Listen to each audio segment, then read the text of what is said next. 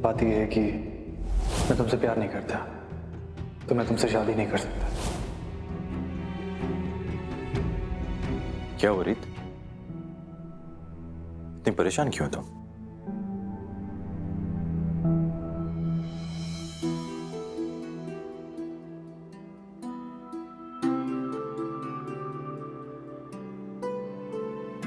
बहुत सुंदर लग रही हो तुम। पता है,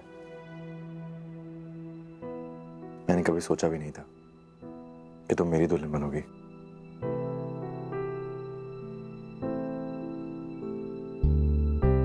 और आज तुम बहुत सुंदर लग रही हो। पता है, मुझे ऐसा लग रहा है कि इस वक्त इस दुनिया में मुझसे ज्यादा अमीर कोई नहीं है और मैंने सब कुछ पा लिया है। आज मैं बहुत खुश हूं, इतना खुश कि आज तुम मुझसे जो भी मांगोगी वो मैं तुम्हें ला कर दूंगा। तुम मांगो, तुम्हें क्या चाहिए? रोहित, ध्रुव पता नहीं कहाँ है। वो घर भी नहीं आया है। उसने कहा था कि वो शादी की तैयारी के लिए गया है, लेकिन एक ही शहर में रह के ऐसी कौन सी तैयारी कर रहा है जो वो घर भी नहीं आ सकता। कोई बात नहीं, तुम परेशान मत हो सकता है कि शादी किसी न किसी तैयारी में लगा हो या फंक्शन की किसी तैयारी में। बहुत सारा काम है ना, आ जाएगा वापस वो। नहीं रोहित, मेरा मन बहुत घबरा रहा है। ध्रुव कभी ऐसे नहीं करता, वो कभी ऐसे गायब नहीं होता। रीत, तो उससे फोन कर लेती तुम। मैंने फोन किया था पर उसका फोन भी बंद आ रहा है। अच्छा ठीक है, तुम परेशान मत हो। हम लोग एक काम करते हैं, कुछ घंटे वेट कर लेते हैं और अगर वो वापस नहीं आए तो हम पुलिस को इन्फॉर्म कर देंगे। वैसे मुझे ऐसा लगता है रीत कि ध्रुव जानबूझकर हमारी शादी में नहीं आना चाहता है। कीर्ति की वजह से? हाँ, और मेरी वजह से। पता नहीं क्यों मुझे पिछले कुछ वक्त से ऐसा लगता है कि ध्रुव मुझे कुछ खास पसंद नहीं करता है। एक अच्छे इंसान के साथ बिताई हुई अच्छी यादों को याद करने में क्या गलत बात है? हाँ, उसका बिहेवियर तो थोड़ा बदल गया है। पता नहीं क्या चल रहा है उसके दिल में। एक सेकंड में आया रीत। बात अगर ध्रुव की है तो मुझे अपने दिल की सुननी चाहिए और मैं पुलिस में रिपोर्ट लिखाने के लिए शाम तक का इंतजार नहीं कर सकती। माता रानी, ये तो अभी भी ध्रुव के बारे में पता करने की कोशिश कर रही है। अब मैं क्या करूं?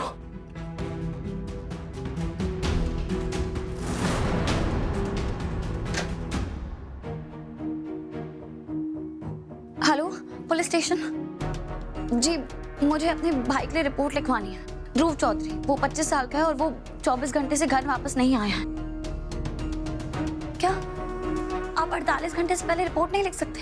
और 48 घंटे तो बहुत ज्यादा समय होता है, इसमें तो कुछ भी हो सकता है। ठीक है, पर आप कोशिश तो कर सकते हैं ना उसे ढूंढने की। ठीक है, थैंक यू। तुमने पुलिस को इन्फॉर्म कर दिया? हाँ रोहित, पर उन्होंने कहा कि वो 48 घंटे से पहले ध्रुव को ढूंढने की कोशिश भी नहीं कर सकते। मैं तुम्हें यही तो कहने की कोशिश कर रहा था। प्लीज तुम अब परेशान मत हो और शादी की तैयारियों पर ध्यान देते हैं प्लीज। नहीं रोहित, मैं ये शादी तब तक नहीं करूंगी जब तक ध्रुव वापस नहीं आ जाता। क्या? हाँ, मैं ध्रुव के बिना शादी नहीं करूंगी। लेकिन रीत,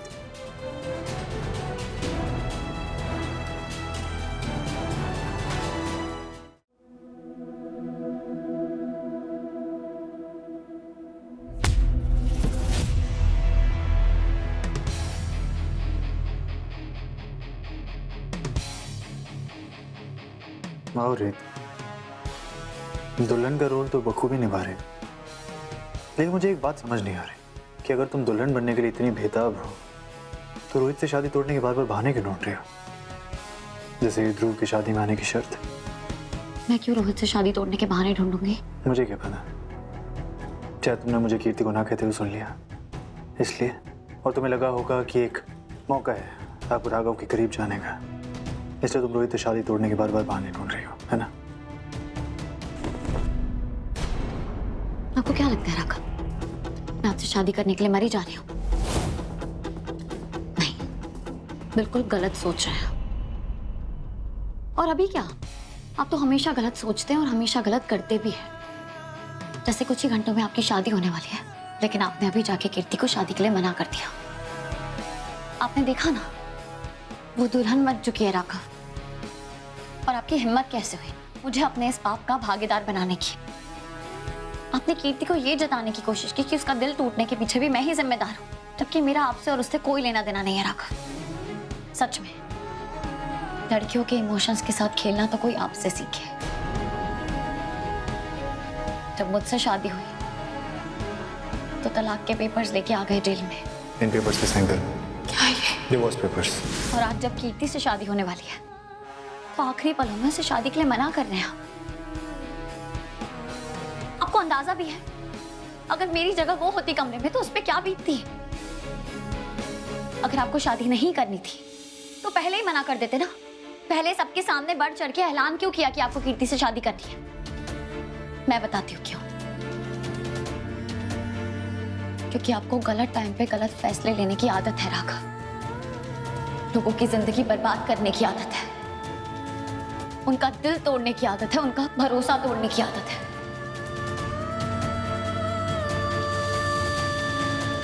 मेरी बात सुनो।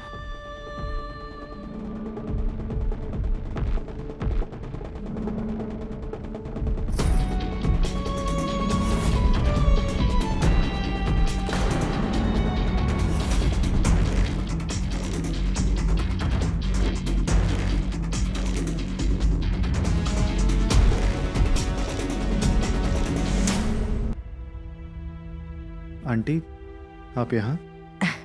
बेटा तुम अभी तक तैयार नहीं हुए? जी वो मैं तुम्हें शादी के लिए तैयार तो हो ना बेटा? वो मैं एक्चुअली तुम्हें पता है बेटा, कीर्ति के पापा के जाने के बाद ना कीर्ति ने तो जैसे जीना ही छोड़ दिया था। मैंने पहली बार कीर्ति को इतना खुश देखा है।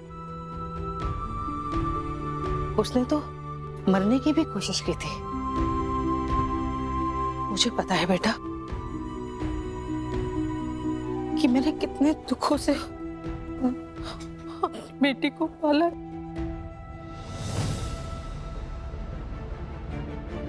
तुमने भी तो अपने माँ बाप को खोया है ना बेटा।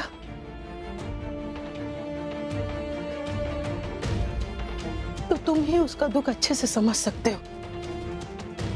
किसी ऐसे इंसान का साया सर से उठ जाना जो आपकी पूरी दुनिया है, बहुत तकलीफदेह होता है बेटा। मेरी आपसे एक विनती है बच्चे, मेरी कीर्ति का हमेशा ख्याल रखना बेटा। उसे कभी कोई दुख मत देना। उसने बहुत कुछ सहा है अपने जीवन में, वो बहुत टूटी है। अगर वो दोबारा टूटी ना तो फिर कभी जुड़ नहीं पाएगी। वादा करो, वादा करो तुम हमेशा उसका ख्याल रखोगे। लोगों की जिंदगी बर्बाद करने की आदत है, उनका दिल तोड़ने की आदत है, उनका भरोसा तोड़ने की आदत है। वादा करो बेटा।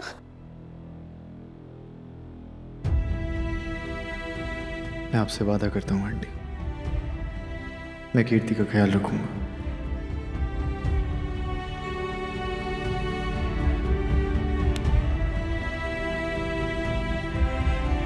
थैंक यू बेटा।